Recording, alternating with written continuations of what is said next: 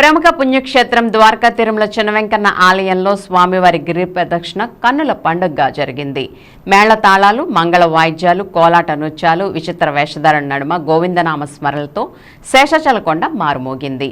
ముందుగా ఆలయ పాదుకా మండపం వద్ద స్వామివారి ప్రచార రథానికి ఆలయ అనువంశిక ధర్మకర్త నివృత్తరావు, ఆలయ ఈవో వేంద్ర త్రినాథరావు ప్రత్యేక పూజలు చేసి కొబ్బరికాయలు కొట్టి ప్రారంభించారు.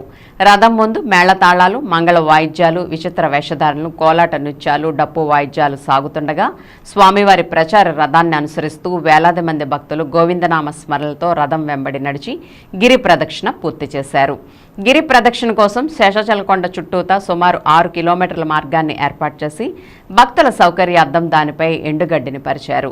అదేవిధంగా మార్గమధ్యంలో అక్కడక్కడ ప్రత్యేక స్టాళ్లను ఏర్పాటు చేసి పళ్లు, పలహారాలను భక్తులకు అందించారు.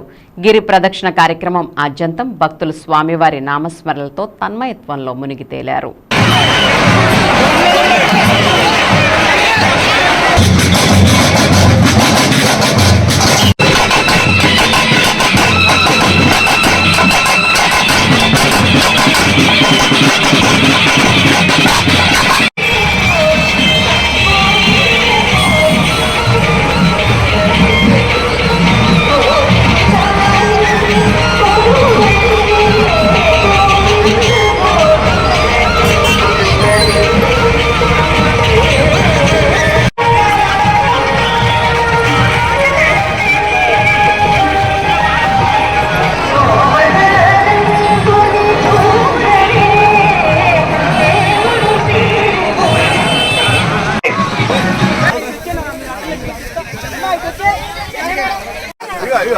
ఎక్కడట్టు ఉండాలి ఫోటోలు.